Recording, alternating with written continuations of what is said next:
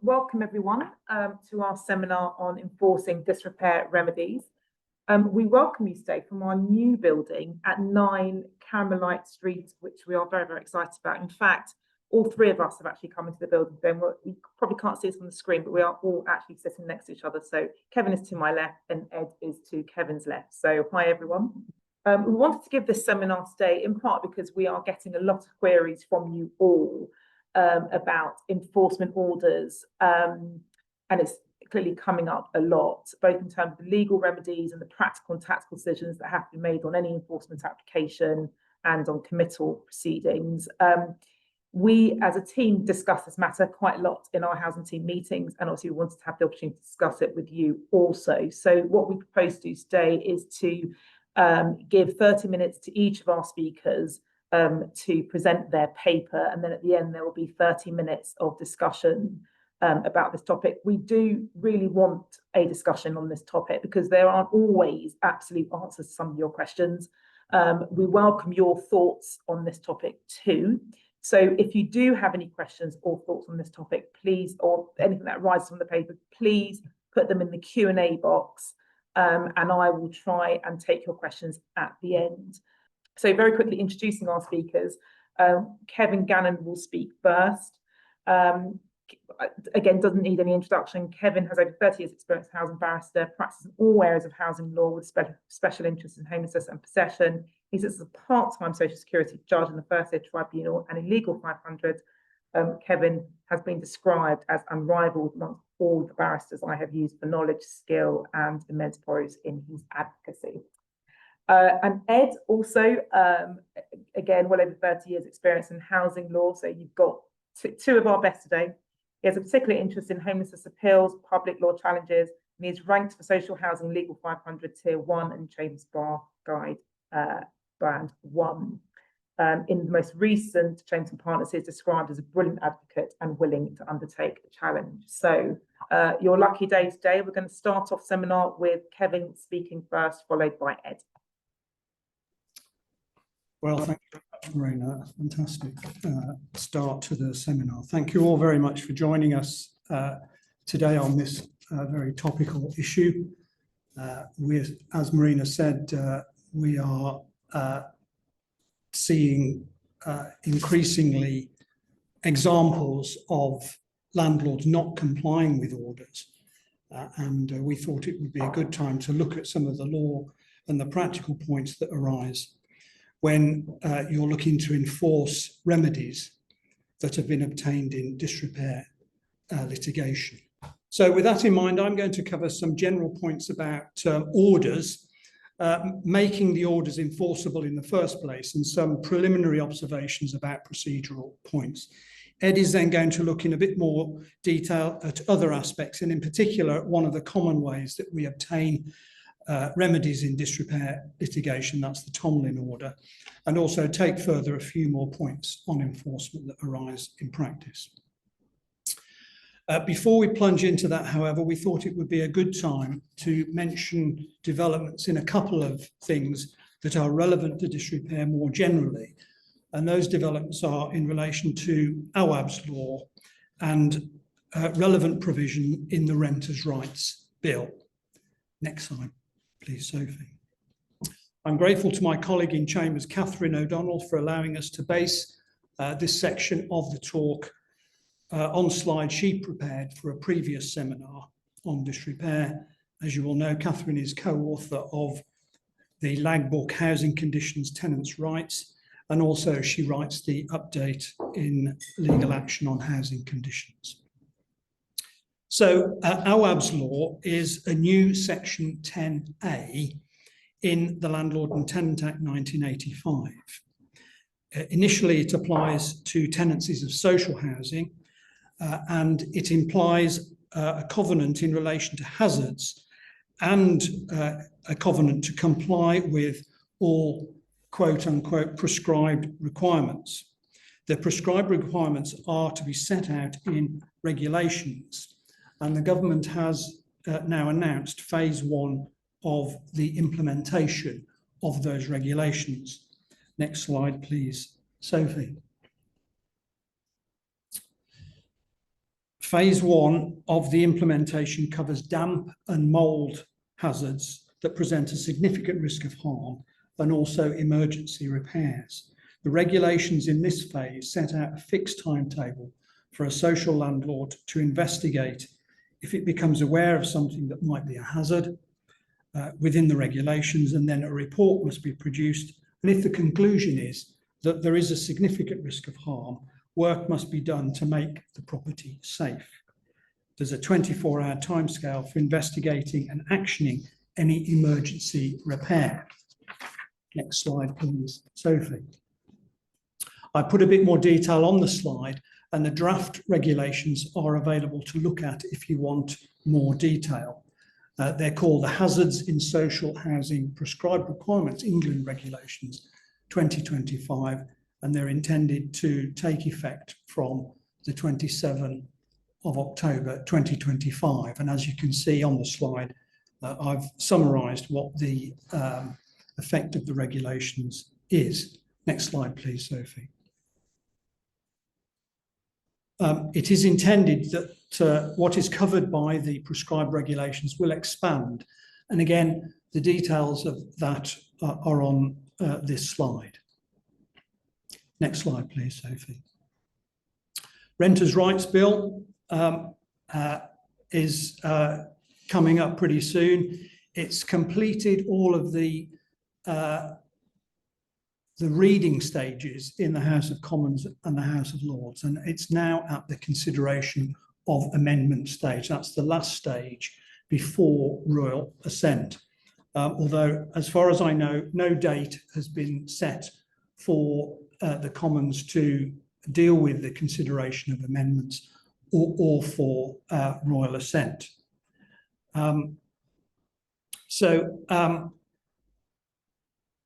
The slides are there really on this part of it for your reference, but I just mentioned that, first of all, Awab's law that I've just described in outline is intended to be extended to the private rented sector, and that's the current clause 60 of the Renters' Rights Bill. Next slide, please, Sophie. The extension of obligations to comply with the prescribed requirements to licenses. So again, this is a link back to the Awab's law that I just mentioned, and that extension is currently in clause 61. And next slide, please, Sophie. The other clause that's the clause that's mentioned on this slide, clause 100, extends the decent home standards to the private rented sector, including HMOs, and that's clause 100. Again, more detail on the slide. Next slide, please, Sophie. I've included in the next 3 slides some other provisions in the Renters' Rights Bill which might be of interest. I'm not going to go through those, but just to quickly mention that there is a private rented sector database that the Renters' Rights Bill set up. There is a requirement for private landlords to join a redress scheme, and there's a new duty on local authorities to enforce quote-unquote landlord legislation, which includes the obligation on landlords to join the database and also the redress scheme. And Sophie, if you can just quickly go through the next slide and then the one after it. And that takes us to the end of the Renters' Rights Bill. The clauses, the numbers of the clauses has changed as the bill has gone through the various stages in the Commons and the Lords. So I think those numbers that I put on there are the current numbers, the number in the current version of the bill, but those may be subject to change when the final act is actually given assent. So I've not gone through every detail that I mentioned in the slides, but the slides will be available, as Marina said. They'll be sent out So if you need to refer to those, you'll have that information on the slides. So next slide, please, Sophie. So returning to our primary theme for the webinar, I'm going to consider the scenario where one has obtained a works order in one of the situations mentioned there on the slide, a mandatory interim injunction, an order for specific performance, or a Tomlin order. And when we think about enforcing one of those orders, we are ultimately looking at an application for committal for contempt of court. I include a Tomlin order in that, although, of course, a Tomlin order requires the case to be brought back to the court for enforcement. And at that point, one would normally be looking to have the court make a mandatory order in relation to the whole of the order or the parts of the Tomlin order that have not been complied with. Ed's going to deal with Tomlin orders in more detail in his section. If that mandatory order is not then complied with, one is then looking at a committal application, as with the order for specific performance or mandatory injunction. So all these types of order ultimately end up with the possibility of an application for committal for contempt of court.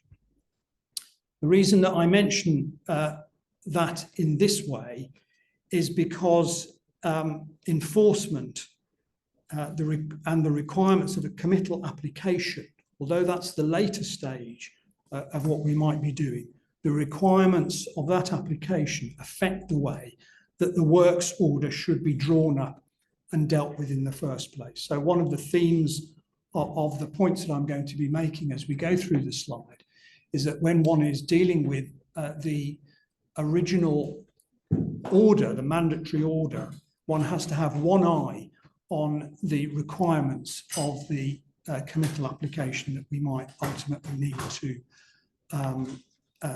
bring to enforce the order that we've got. The application for committal is set out in CPR Part 81. That application, that procedure has to be carefully followed.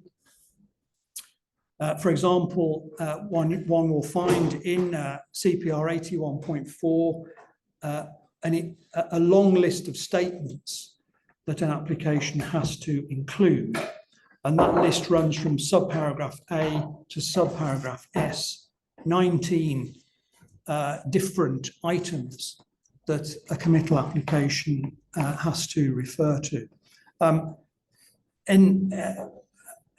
The form for a committal application is N600, and that form will assist in making sure that all that list of requirements are put into the court.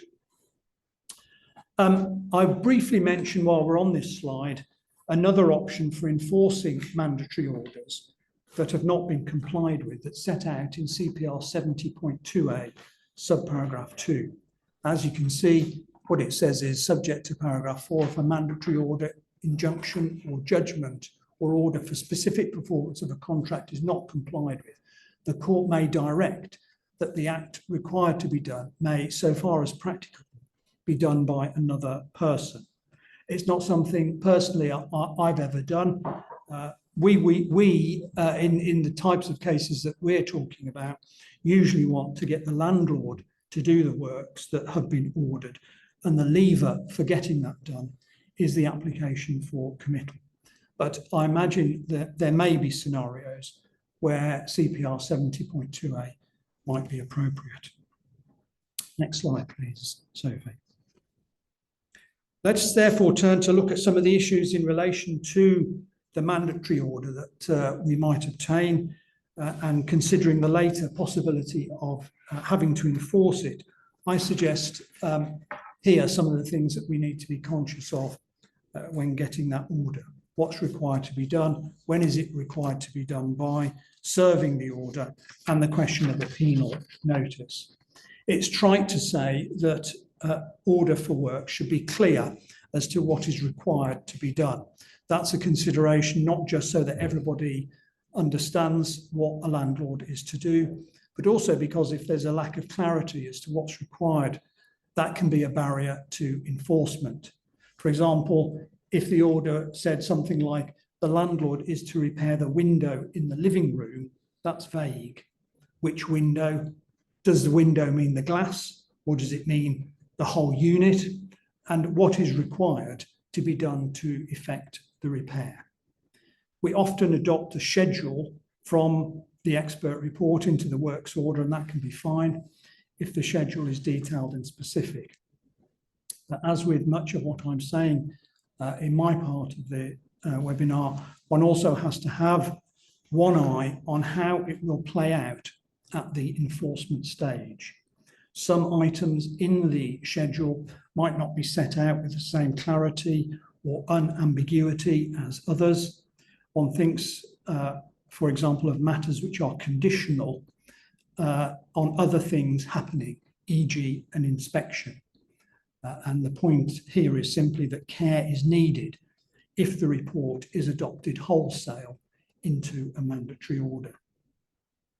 On a later application for enforcement, you need to be able to point to a clear obligation in the order, which you can say with as little debate as possible that it has not been complied with. And that might involve breaking down what needs to be done into more specifically identifiable action. The issue in relation to timing arises because, again, one is looking forward to the potential enforcement application. Orders requiring things to be done should be served personally on the party who is to do those things or has responsibility for getting them done, and one has to allow time for that to take place.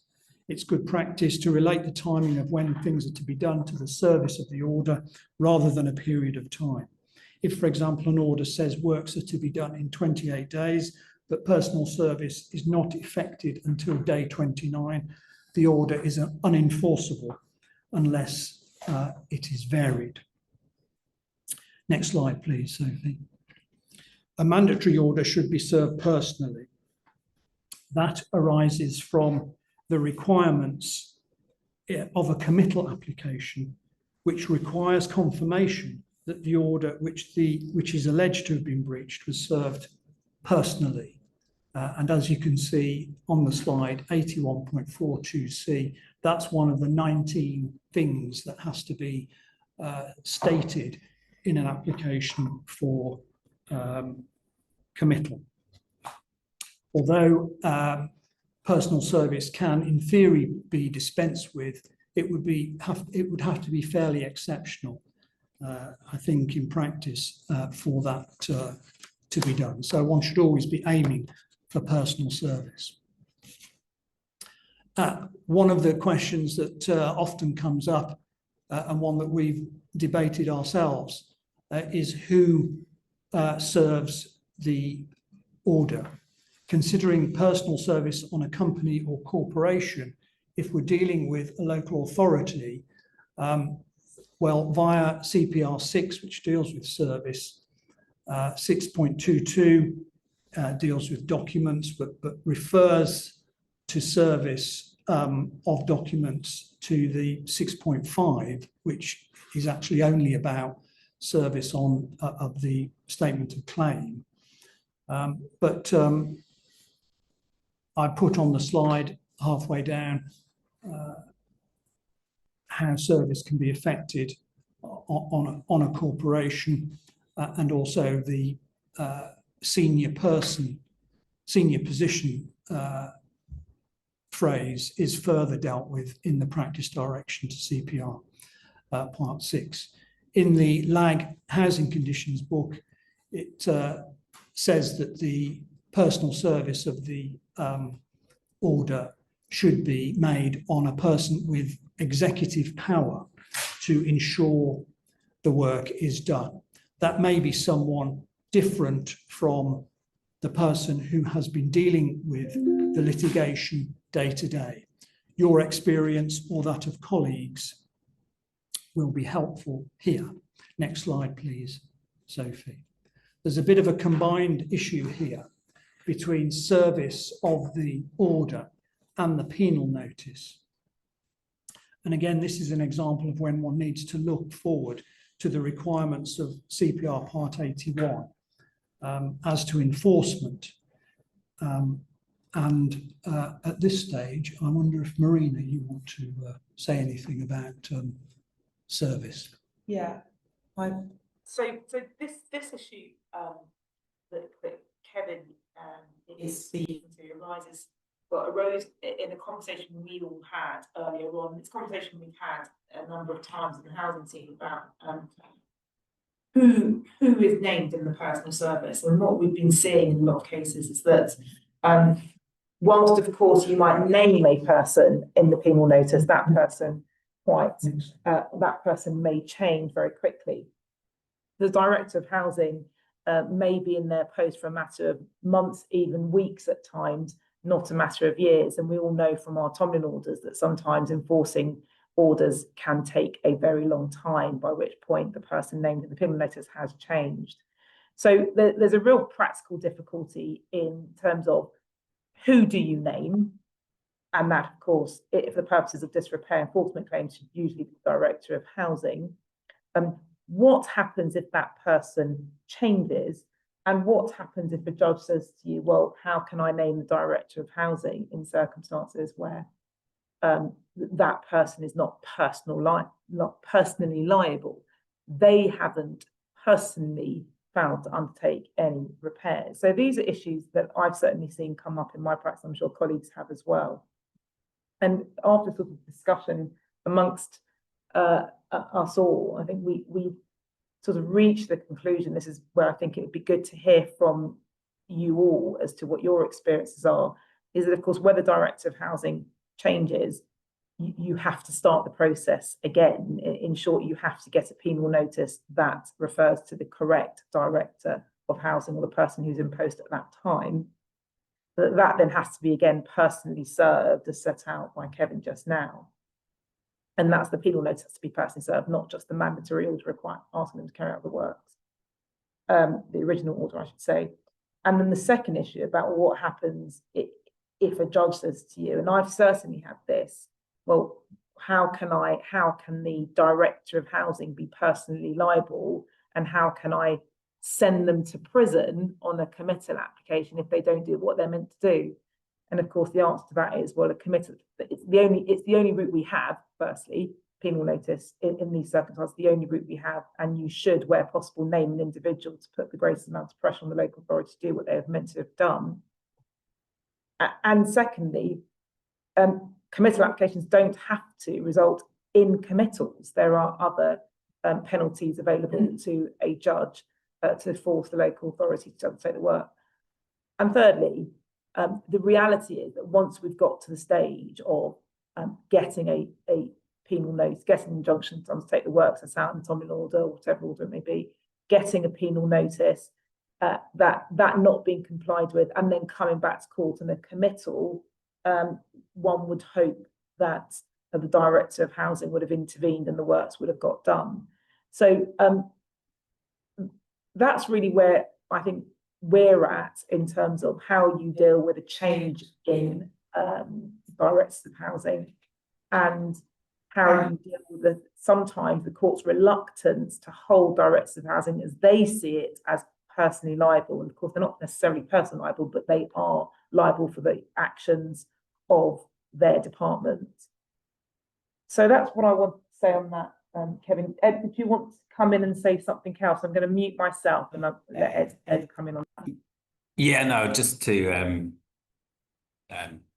bring on the discussion perhaps at the end of it all. But following our discussion on this, I mean, I've had a case where the Director of Housing was peripatetic, and then it changed. So we had to apply to, I can't even remember, it was to amend the injunction or to get a new injunction.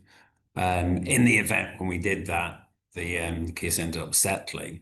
In terms of just the liability for the Director of Housing in this situation, I think you could look at corporate liability and an employee acting in the ordinary course of their job effectively. The company is going to be liable for their conduct. And also following a discussion, I was looking at a case that was referred to by Tim Baldwin. There was quite an old case now, and interesting. It's very hard to find actual cases on committal of local authorities. I was asking various people, and that they couldn't actually come up with one. But there is a case which I'll add to the notes, or maybe Kevin can add to his notes, Benpoa and Southwick, where it's an unfortunate situation where Southwick gave various undertakings, including not to enforce a warrant for possession, back in 2002, and then went ahead and evicted Miss Benpoa, and in breach of the undertaking, and committal proceedings were brought. Interestingly, throughout the judgment, there's no reference to a named individual, just reference to the London Borough of Southwick. And in terms of this issue of responsibility, I mean, it was Mr. Justice Munby, as he then was, find no difficulty in his criticisms of the systems in place that allowed for oversight to the extent that this eviction, which was categorised as an administrative error, resulted in a serious breach of the undertaking. In terms of penalty, by the end of it, it was made clear to the court that they weren't in any way seeking to try and get anyone committed to prison, but they were looking for a fine. But Mr. Justice Munby found that, in fact, the shame of the judgment would be sufficient penalty in the circumstances, which I'm not sure that would apply these days.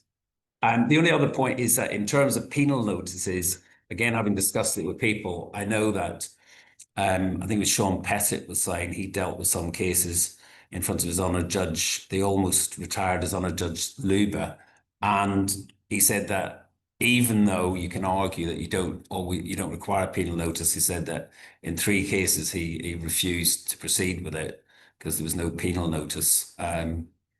So I think it's probably worth making sure that you have a penal notice, and as Kevin's talked about, the form that it should take. So those are my observations. Right, thanks very much. I've just got a few more things to say. So just going back to the question of the penal notice and the service, again, as I've said several times, one is always has one eye on what are the requirements for the committal application, and the list of the long list of requirements includes 81.42C. Yeah, sorry, it was this slide. I was 81.42E, and the list in relation to the penal notice says whether a penal notice has been added to the front of any order alleged breached or disobeyed. So you can see, just picking up on the last thing that Ed was saying, the list of requirements in the committal application does not say that a penal notice has to be attached to an order, and in theory it's possible to bring a committal application without a penal notice. The question for the court would be whether any injustice had been done against the person who the application is made, but in real world practicality, it is obviously better to get the penal notice attached either at the time you get the order or on a subsequent application. Why put an additional hurdle in the place of enforcing it if you don't have a penal notice on there? Next slide, please, Sophie. So there's no set form of words for the penal notice, but CPR 81.2 on the previous slide contains a definition. It would obviously be sensible for the penal notice to comply with that.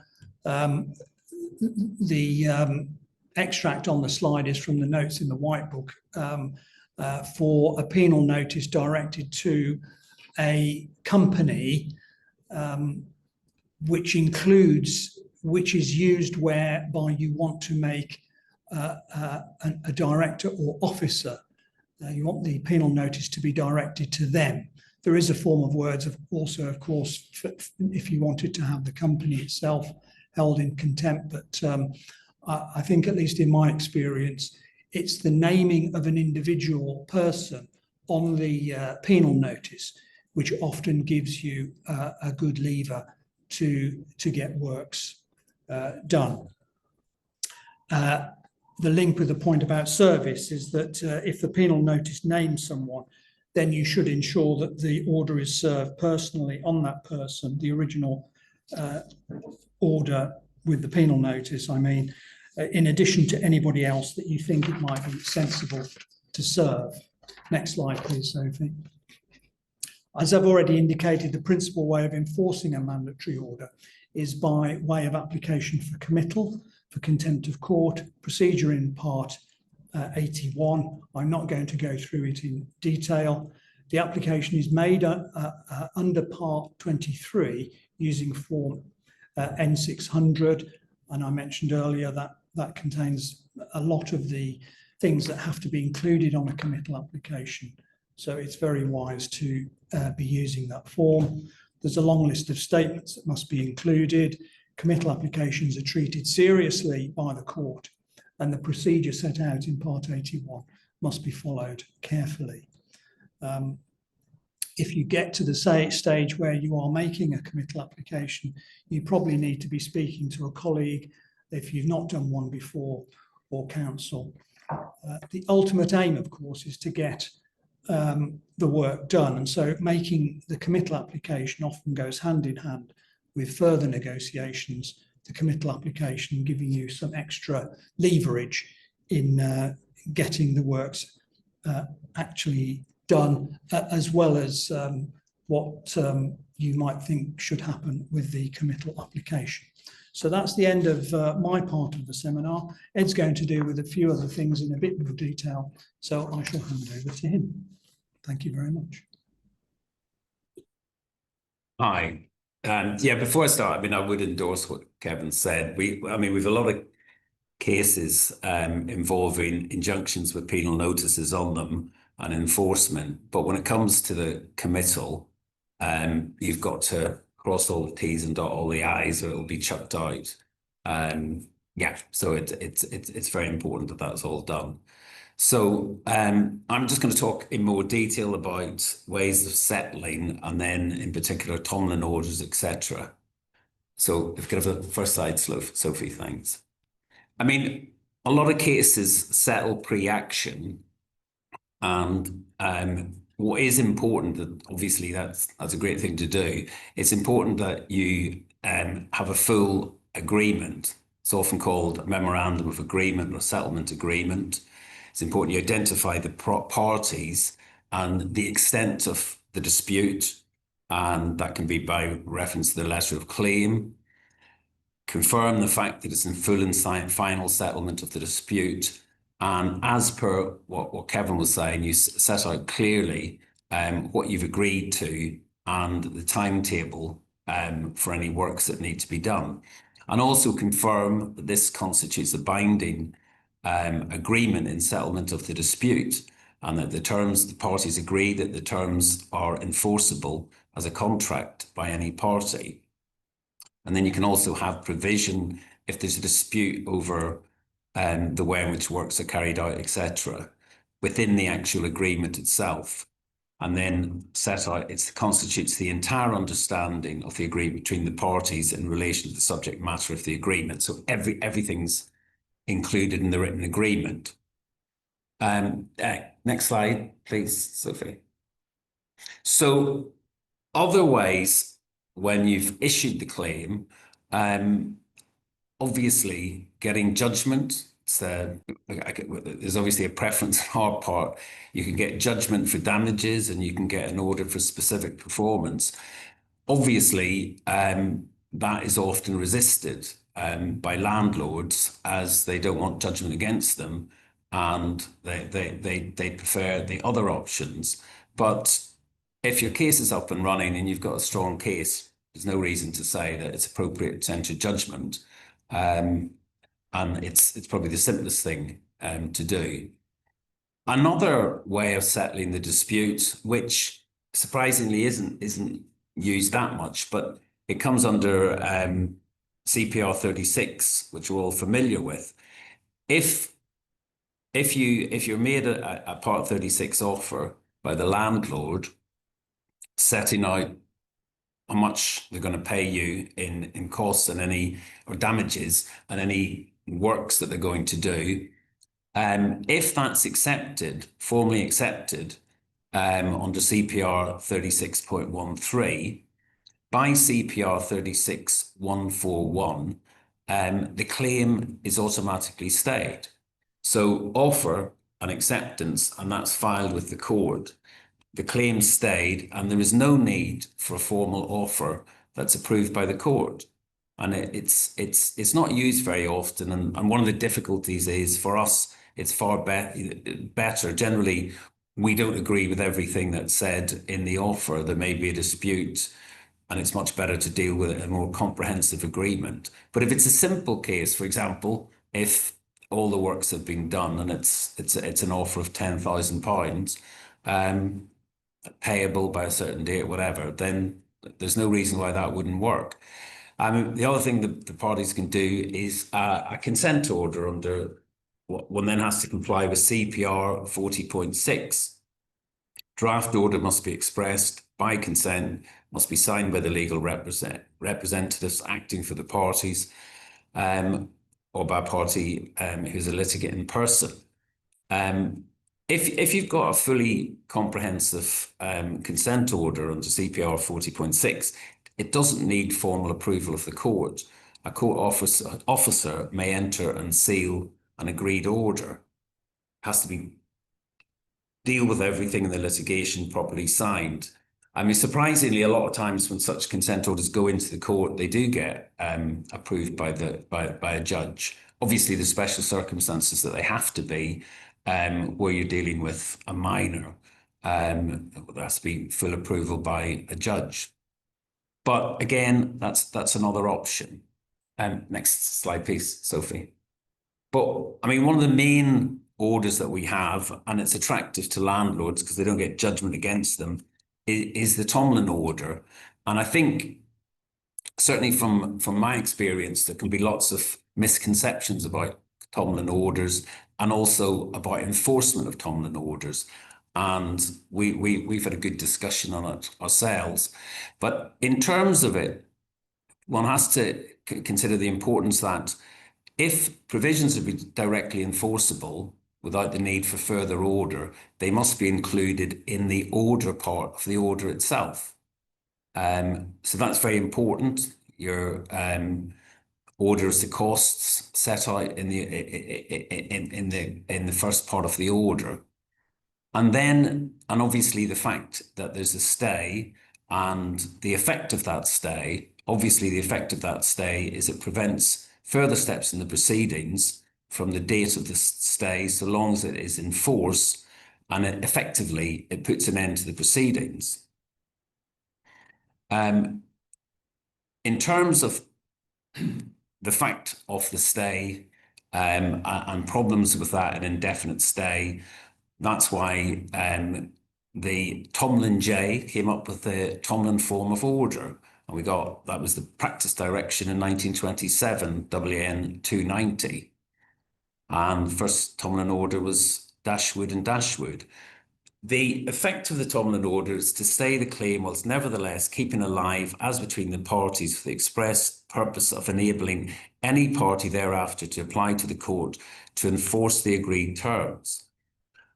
And once the parties have embarked on a Tomlin order, the appropriate order is for enforcement of specific performance of the relevant terms of compromise.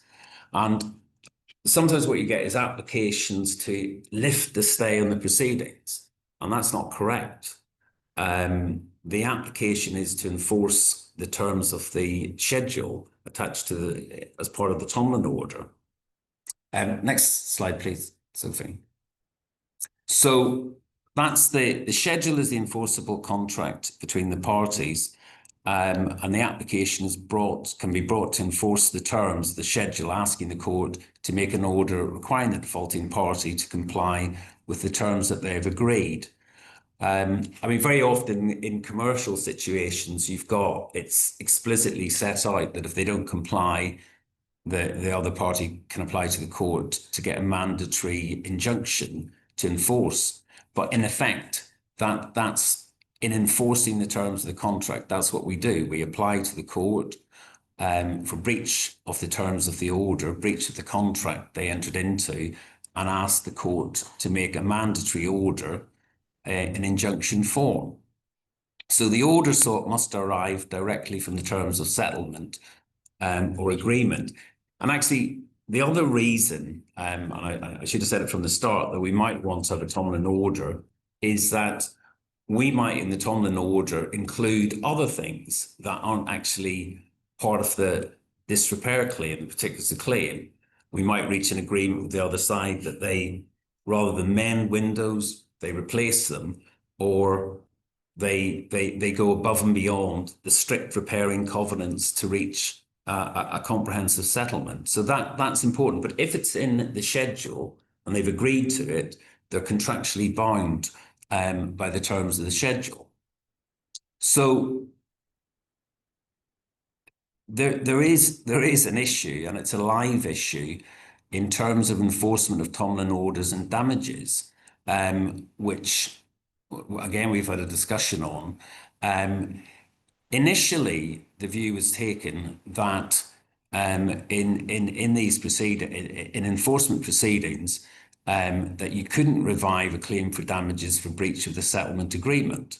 And I'll explain the judgment in Hollingsworth v. Humphrey.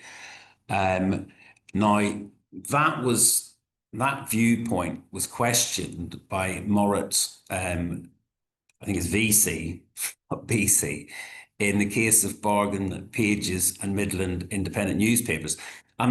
Certainly in my experience, this comes up particularly if there's nothing in the actual order that says that the parties that can claim damages in default, as it were, for failing to comply with the terms of the order without the need for issuing fresh proceedings.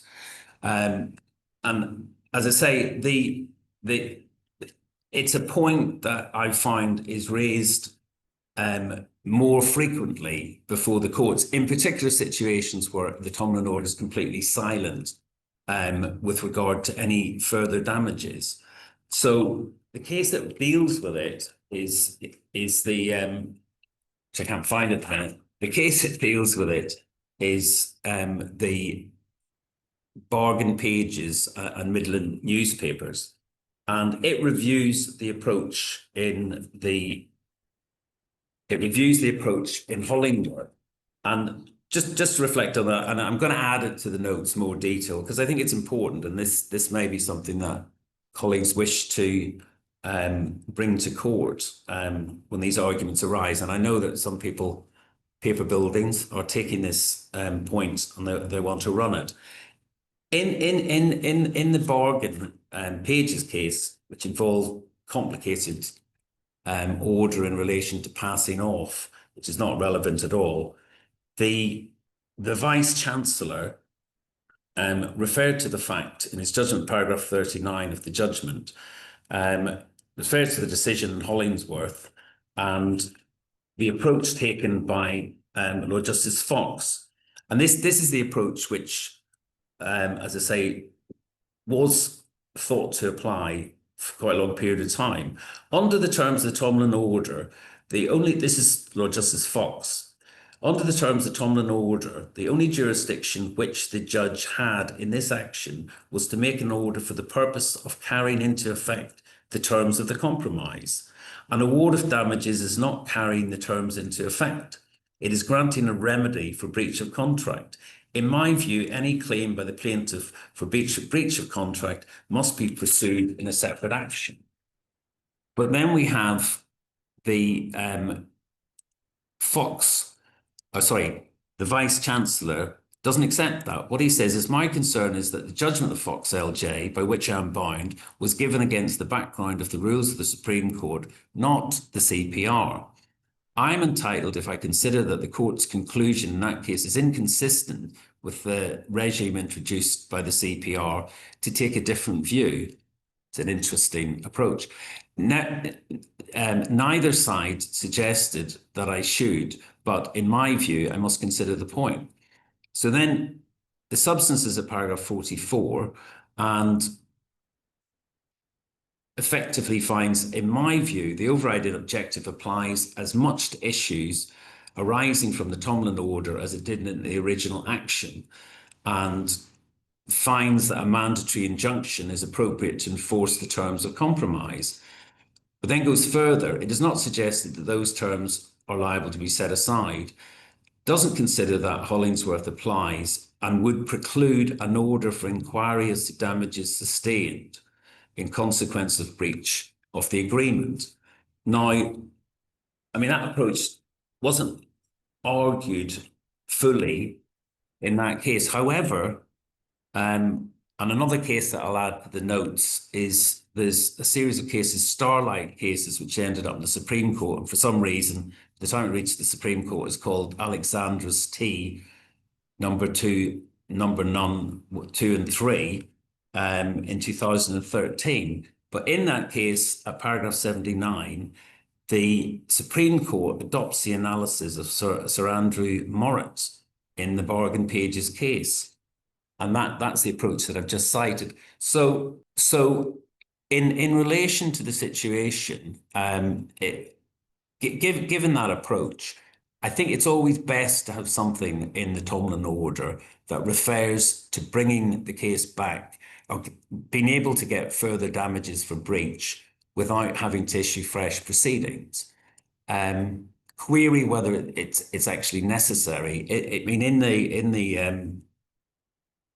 in the Barnes case, there doesn't appear to have been any reference in the actual Tomlin order to further damages, but I don't know whether it was just not cited. So I think that's important. I've set out, made a reference to a case of Bastani and others, and that's simply as to, it's more commercial case, but what is often cited, the first bit in the order, by consent, proceedings stayed, any party permitted to apply is recorded that the parties have agreed that any claim for breach of contract arising from alleged breach of its terms set out in the order may, unless the court orders otherwise, be dealt with by way of an application to the court without the need to start a new claim. I mean, in that case, there was very specific terms in the Tomlin order as to what should happen if there was breaches of a series of required payments. Next slide, please. So finally, on Tomlin orders, I mean, and again, we had this discussion, you could have in the Tomlin order, the disrepair case, if they don't do, if your order is the 1st of May and they're required to do the works by the 1st of June, you could have a provision for further damages saying if they don't do it, then they pay further damages of £500 a month or whatever. Difficulty with that is things may get worse, and that provision may be unrealistic. Having regard to the Barnes case and its approval by the Supreme Court, I think if you've got in your agreement reference to being able to claim further damages without an application, fresh proceedings, I think you've got good standing. And obviously, it comes down to the CPR, what's proportionate in the interest of justice, and obviously the cost, the delay in bringing fresh proceedings can all be raised with the court, and obviously it's in the court's discretion. So, I mean, yes, the alternative is obviously you can just bring a fresh claim. In my experience, very often, irrespective of whether there's anything about further damages, possible damages for breach of the schedule, many landlords just want to deal with the whole caboodle at the hearing when you're getting your injunction, and they're agreeing to do the works, and they'll agree to pay further damages up until the expected date for the further works. But as I say, recently, there have been some landlords representatives who are arguing the point, saying you're not entitled to any damages for breach of in enforcement proceedings for Tomlin orders. I don't know if anyone else has any recent experience of that.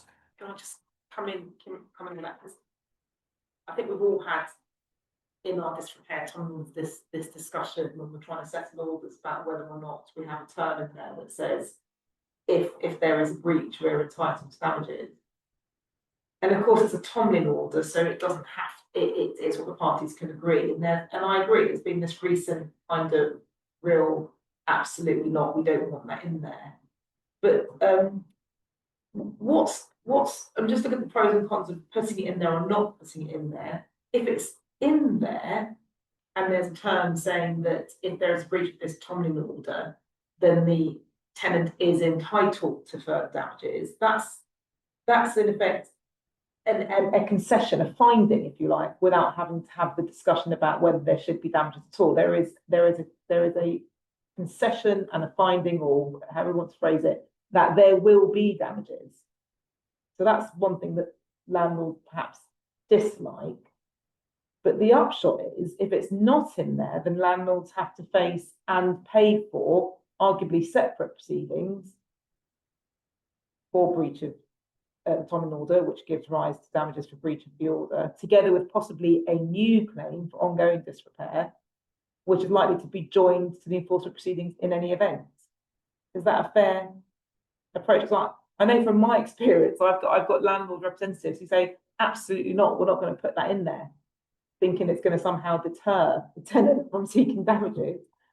But actually, what you're saying is that there may be a real benefit to the landlords and saying, actually, you might as well just put it in there because we're going to do it anyway, and it saves you the time, costs, and money of having to deal with separate proceedings. Is that a fair approach?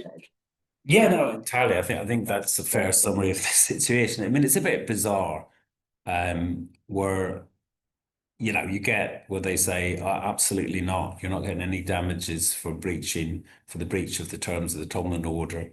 Come hell or high water, we'll argue it. Whereas the sensible thing to do is to reach some kind of compromise to avoid the further proceedings and the cost of all that. And yeah, but it's just something that I know it is being raised. Yeah. And I suspect it's also been raised in terms of what goes in the Tomlin order. But I think, as I say, I'd refer to the Barnes case as endorsed by the Supreme Court on that. So just to go through some other live issues, and one of the ones that is happening all the time is in relation to Section 9A. And I just thought I'd refer to a case of Gillian's v. Red Kite Community Housing. And in fact, in relation to the case I'm citing, they're all fairly new, and they're in legal action. Legal action, nearly legal with links to them. But one of the issues we're finding is obviously the problem with expert evidence on Section 9A, which I won't go into in detail, but the problem, surveyor saying, well, I'm not qualified to comment on hazards under Section 10, under Section 2 of the Housing Act 2004. And sometimes they say that, and then they say, well, actually, I think there's a breach of Section 9A. Other times they just shy away from it. The important thing is that ultimately it's for the judge to assess whether the property is unfit for human habitation.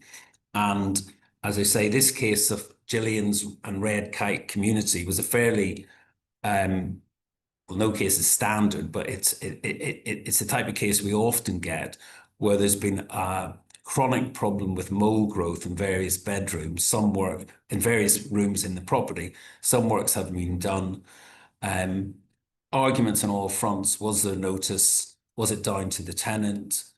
Was the expert, they didn't use the right protometer, they didn't understand their protometer, everything. And the judgment is very helpful because it goes through step by step the approach under Section 9A. Go to the next slide, Sophie, thanks. So the judge there reviewed the expert evidence, and as I say, it's quite entertaining to read because you mightn't be surprised he was representing the landlord, but every possible argument about how the expert on behalf of the tenants had done their report was raised, and effectively to say the report was completely deficient and should be put to one side. But the judge found that effectively these points were not put to said expert by way of Part 35 questions, which are always important in disrepair cases. You've got to put points that you're going to raise in court to the expert. And also there's a very helpful reference to the fairly recent Supreme Court decision in TUI UK v Griffiths as to the fair trial, including the role of experts. The judge then went on to deal with room by room the issue of fitness, and that is taking into account the experts' reports generally as to the findings of mold growth, but also obviously the evidence that had been heard and tested from the tenant and the other witnesses in the case. And in a number of rooms found that there was unfitness due to exposure to damp mold fungal growths. And the judge found that in a number of rooms, it was unfit for human habitation until such times as further works were carried out. An argument, defence counsel, that the judge couldn't make findings as she did not have expert evidence on the point, i.e. whether or not there was a breach of Section 9A, Section 10, and the judge made it's quite a good passage, distinguished between the approach under Section 11 and under Section 9A, which considers risk of harm, and a risk of harm as actionable, and stepping back, considering the property as a whole, found that it was unfit for human habitation, and found in favour of the tenant. Next slide, please. And this, the next point, I think we're all probably on top of this now, but the argument on damages under breach of Section 9A, we had cases such as Disrepair and Hammersmith 2024, where it was judge found that various periods of disrepair, but the last period probably was found to be unfit for human habitation, and therefore on diminution, perhaps not surprisingly, said, well, there's no value, so it's going to be 100% in every case where Section 9A is established. That approach was not followed in the case of Godagama and another v Hansen. And not surprisingly, if you go to court, the one authority the other side will have on Section 9A is this case, although it's actually not totally unhelpful. In that case, Recorder Gavahan, and it was Nick Bano for the tenant who argued it very comprehensively, obviously found that the property was unfit, but rejected this notional 100%, rejected that there's a binary choice once a breach is established, saw the danger of overcompensating a tenant, noted a property might fail to reach the requirement of fitness for many different reasons that may affect the amount of compensation. However, then went on to find, and actually there's good passages on damages in the case, because it makes the point that you can look at diminution, or else you can look at it as a global assessment of damages. You're not bound to follow the Wallace and Manchester City Council approach on diminution. But in the end, having found that it was unfit for human habitation, found that there was a high level, and nonetheless made 100% diminution award.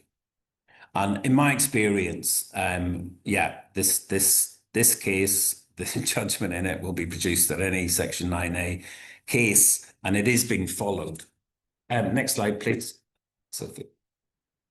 I know I've run out of time, but just because we're dealing with headaches and enforcement in disrepair cases, and the other thing that comes up invariably is the question of allocation, and the question of there's a complaint going on under our complaint scheme, so you can't issue proceedings. And the leading authority is obviously Churchill and Myrtle Tidville CBC, and it's important in any case to refer back to that judgment, which did find that the court effectively there can be an order for a stay in proceedings, but you've got to look at it very carefully. If someone's followed the pre-action protocol to the letter, if there's outstanding disrepair, if you need to get on with the case, the strong steer in that judgment is that you won't be prohibited from proceeding to judicial hearing. And then very briefly, Carter and Leeds, which I've in fact cited twice, but yeah, I mean, actually, could go to the next slide because I think I get the judge's name right. Yeah, so Carter and Leeds was a case. Again, it's a small point, but effectively there was a change in the CPR. There was a change in the CPR. Previously, the case that we all rely on, where you've got significant disrepair, works to be done, but by the time it gets to allocation, all the works have been done and your damages are under 10,000.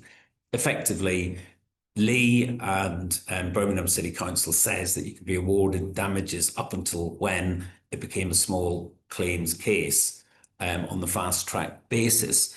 There was an argument in Carter that I think it was CPR 46.11 having been, 46.11 having been removed, deleted, that changed the landscape and the judge couldn't make an award on allocation, and that was rejected. The other point to be made, and it's made by Giles and Nearly Legal, is that you can make an application you can make an application prior to that for an award of costs pre-action. Other case, Hassan and Birmingham and Bristol City Council. Again, this is a follow-on case from the Myrtle Tidville. It was again arguments by Bristol for a stay for alternative dispute resolution, specifically by going through stage 2 of the council's in-house complaints process. This application was dismissed. I mean, on the table, there was agreement that once the case proceeded, it would be stayed for independent mediation. But the arguments say that there should be a stay for their go through the complaint system was rejected by the court. And finally, another Bristol case, which is worth noting and perhaps looking at in due course, Stodjalowski, I'm sure that's completely wrong. And I thought it was a misquote of her Honour Judge Bloom, but it was his Honour Judge Blon KC. It's a very comprehensive judgment available on Nearly Legal, where lots of resources were brought to bear in terms of arguing over allocation. The argument that Bristol City Council, the case should be, they argued, I think, for a stay as well, but they argued it should be allocated to the small claims track.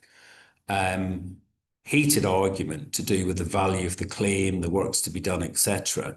The judge specifically rejects an argument that it was the in-house cost of works that should be considered in terms of the whether or not the amount of works in question. And there was also a general argument from Bristol that they were facing far too many CFA bulk claims, and they were being slowed down. They wanted the claims to be slowed down so they could spend money on repairs. But clearly, this is something that we face more often, arguments to say it's appropriate to allocate to the small claims track. And in this case is useful because it goes through the various arguments that may well be deployed. And as I say, it is important that the complexity of the case, the works outstanding, the value, etc., are all things that are fully considered in advance of allocation. And that's all for me. And I'll add those additional cases in the slides, which someone asked about the slides. We're obviously going to send out the slides, but I'll add the additional cases to them. Thank you. Thank you. Thank you. Thank you both. both. That was really helpful. We've had some questions in and some general comments actually about the discussion about damages for breach of Tomlin orders. Both said that they have been getting effectively terms in the Tomlin order that would entitle them to further damages on breach. Point that on a separate claim for damages for breach, such a claim is likely to be a small claim. You would have got the works done already by enforcement, and it's unlikely that the damages will be more than £10,000, and so a small claim. As a result, it is all the more important to include a provision in the Tomlin for damages for breach. So, a good point there. Another question, this is a question this time I've been commenting from, what about legal aid and applications to commit? They are outside the scope of a housing legal aid contract, and you have to obtain a separate criminal legal aid contract to cover the work.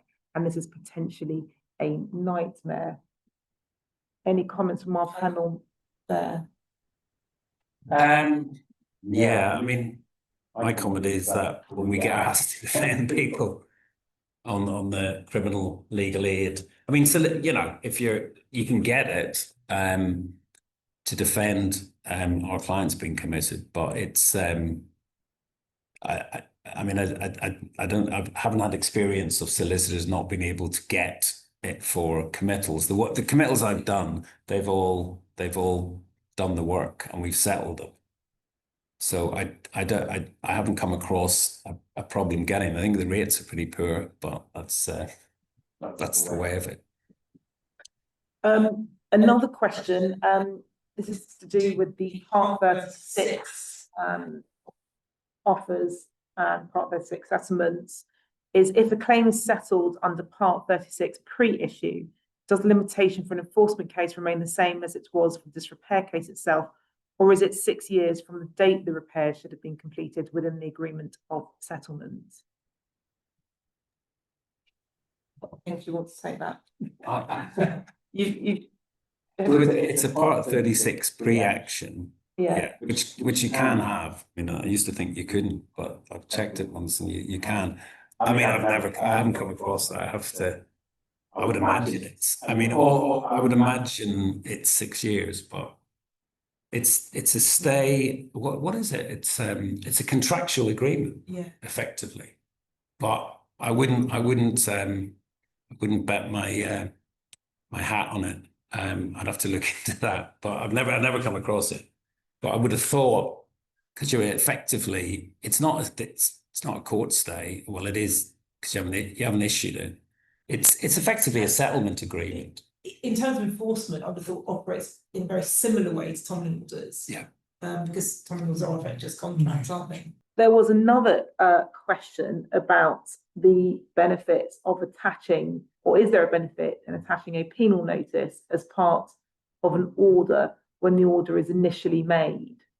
So this is the sort of discussion that we were having earlier, or not discussed so much, but the point I think you covered, Ed, in your talk, one of you covered about Tomlin orders or orders. So we don't have to have a Tomlin order. I think we're all quite used to having Tomlin orders now, but it hasn't always been the case. And historically, I think there was preference to have orders. And certainly when I started at the bar, the standard practice was just entering into an order as opposed to a Tomlin order, which set out what works were required and what damages were and costs and so on.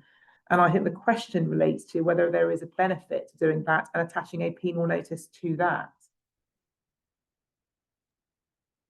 Or can you, in fact, have I don't think you can. I mean, I mean, I think a judgment takes effect. I mean, obviously, Kevin referred to can be enforced through CPR 70, but you're not injuncting someone to do something that they haven't done. So I wouldn't have thought at that stage. The next stage where, if you've got a judgment and then they fail to comply with it. I suppose if you've got an order for damages and then an order that you have to do specific performance, and they don't do it, so you'd have to go back to the court and ask for an injunction. At that point, I think you'd get your penal notice Yes. against them. But I don't think, I mean, for a start, they never agreed. But I think that's the wrong time, in my view.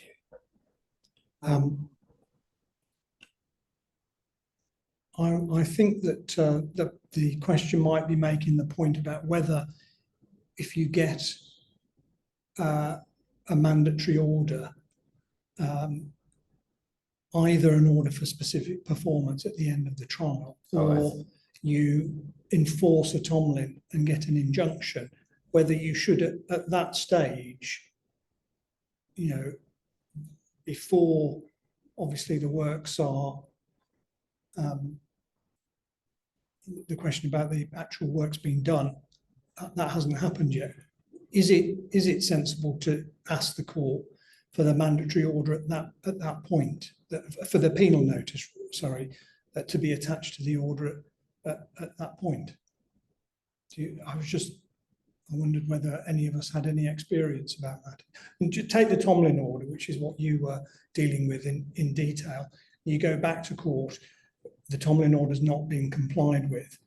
You get a mandatory order. And do you say at that point, let's have a penal notice attached to this mandatory order?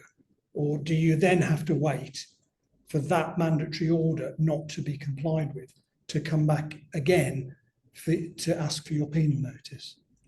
I mean, my experience, I think you can do it if you reach the terms of the order and you're getting an injunction. I mean, a judge might say, well, yeah, this is the first time you've had an injunction. So I think I have had a judge querying that and saying, well, it's the first time they've been injuncted to do something, so I'm concerned about adding a penal notice. But I certainly think at that point you can ask for one. I mean, in terms of if you've got a claim, and part of it you've claimed a mandatory injunction, like, I mean, you could ask the judge to, if the judge is awarding damages and granting an injunction specifically for, yeah, I think you could ask, but I'd be very surprised at that point I think the other side would be, yeah, they'd resist it, and I don't see a judge, I think judges would be very reluctant at that point. I mean, I always see penal notices being attached to an order is you're one step away from committing someone, or, you know, attempting to commit. It's the sort of last resort. But I think also depends largely on the nature of the breach and how serious it is, and it's quite fact specific, I suppose, to that extent.